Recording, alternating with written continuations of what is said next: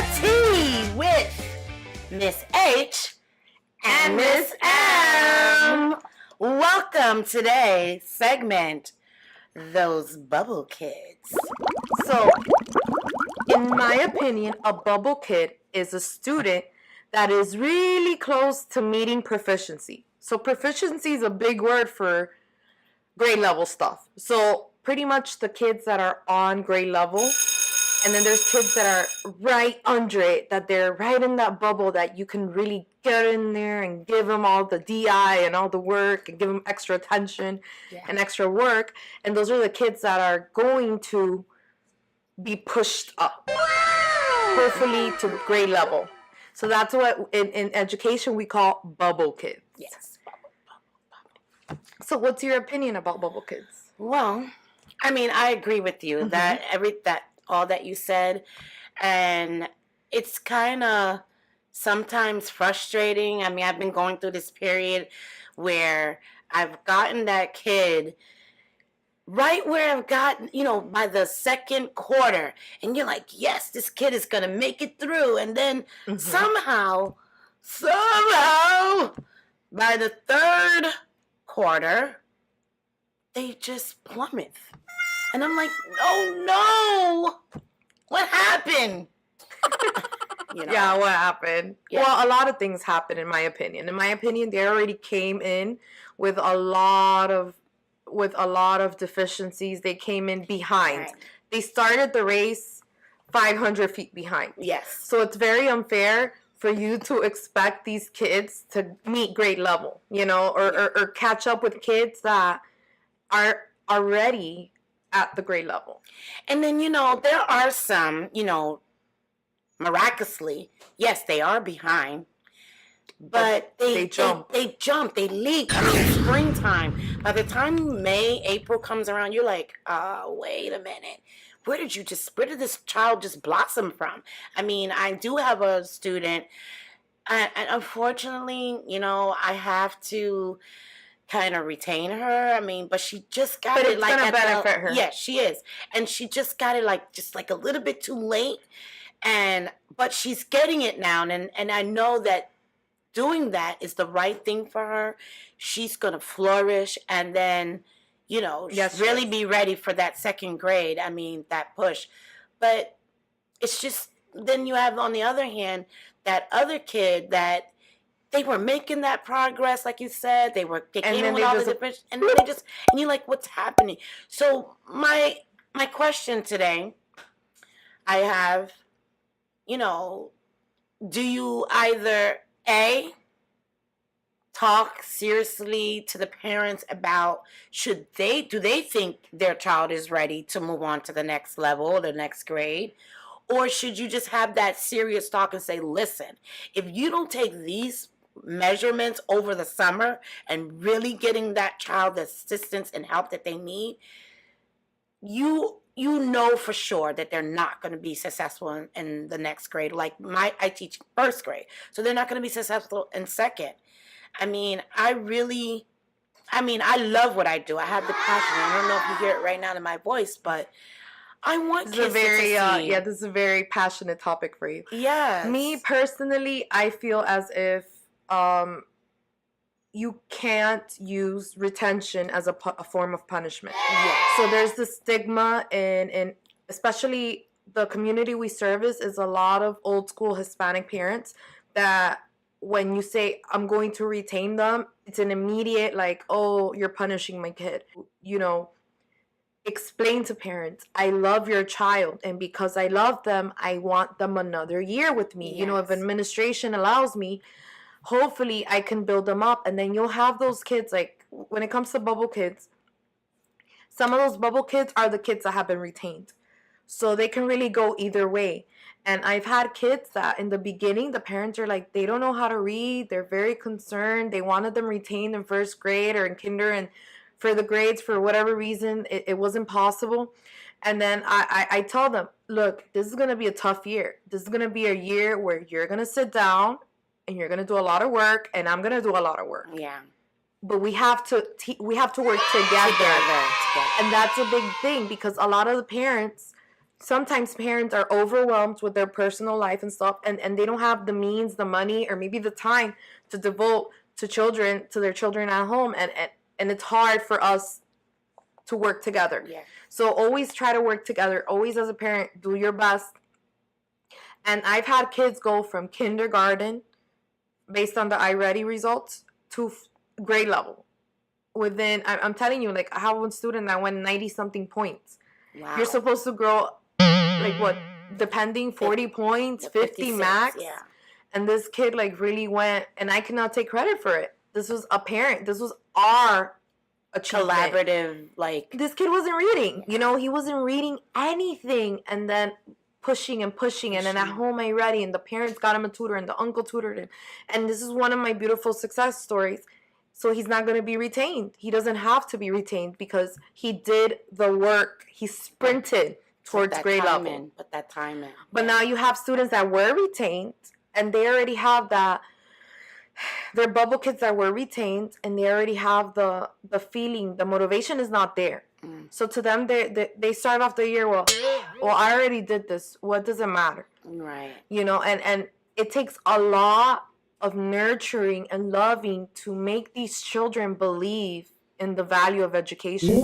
And when they do make those gains, like I had a kid go from, in January till now, 65 points. And he was rushing.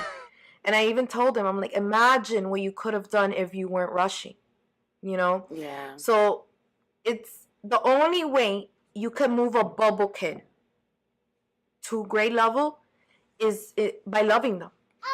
Love them with your words, encourage them, never give up. Right. And sometimes they'll show you, oh, look, I did this question. And you know, naturally, any moment for them. Like, look, this was my answer. Or look, I started with a capital letter. Like, maybe the answer is wrong, but you say, wow, great job. You started with a capital letter. Yeah. And little by little, you start building these children into believing themselves. Right. So that, to me, is the only way you can really nurture a bubble kid into becoming a grade level kid. And consistency is key. Consistency. I meet with my kids in DI groups every day.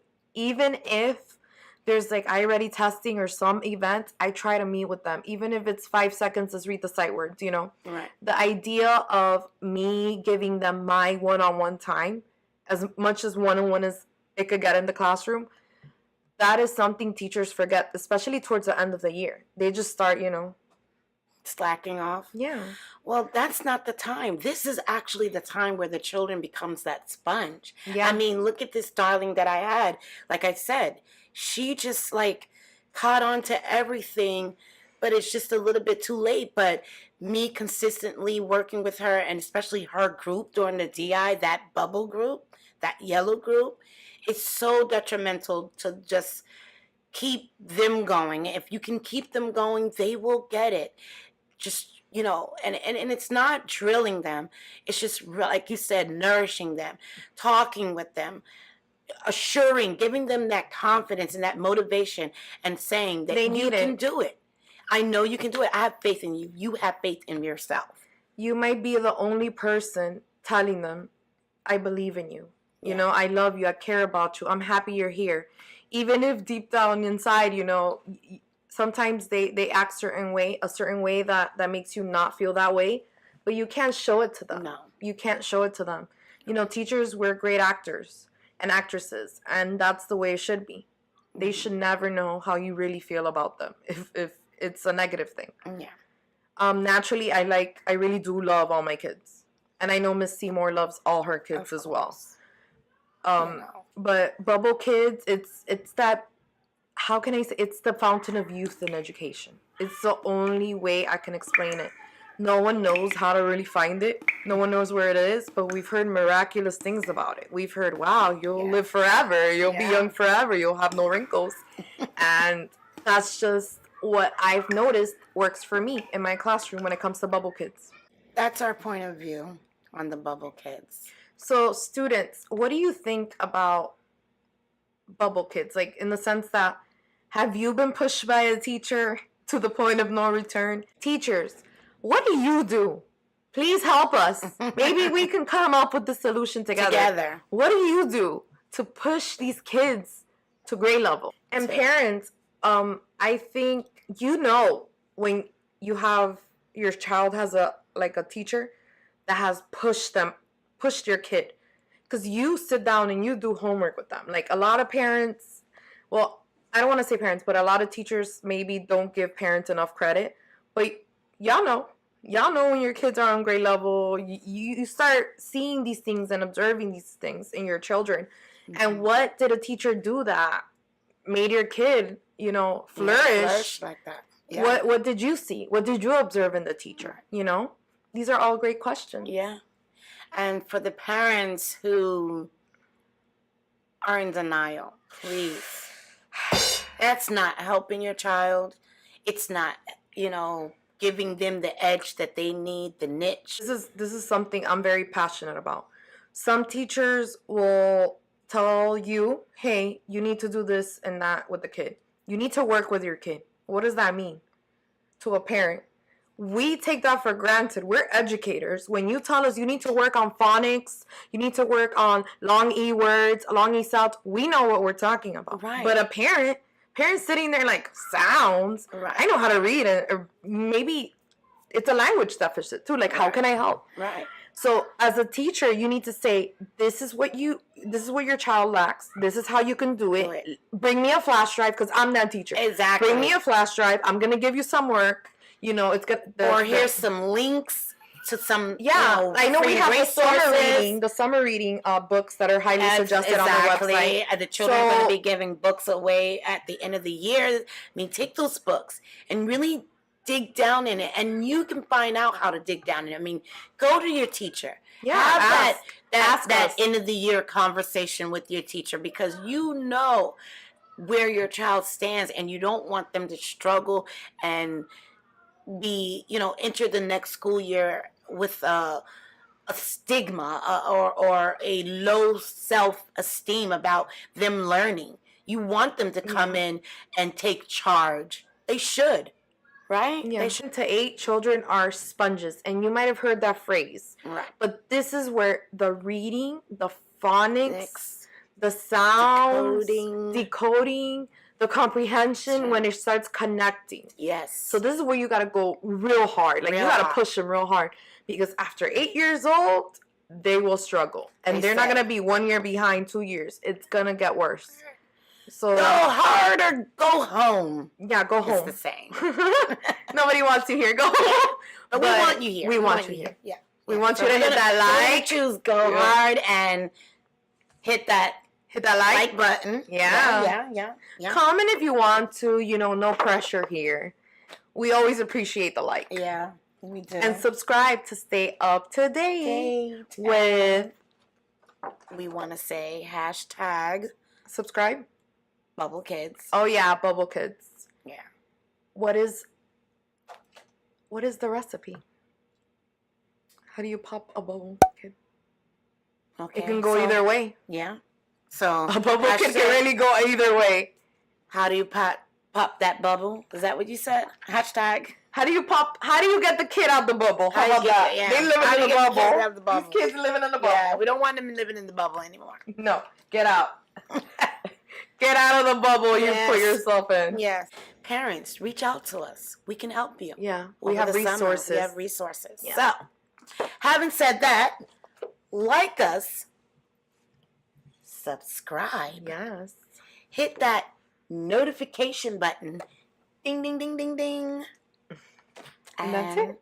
We'll see you on next time on our episode of What's the Tea? With Miss M.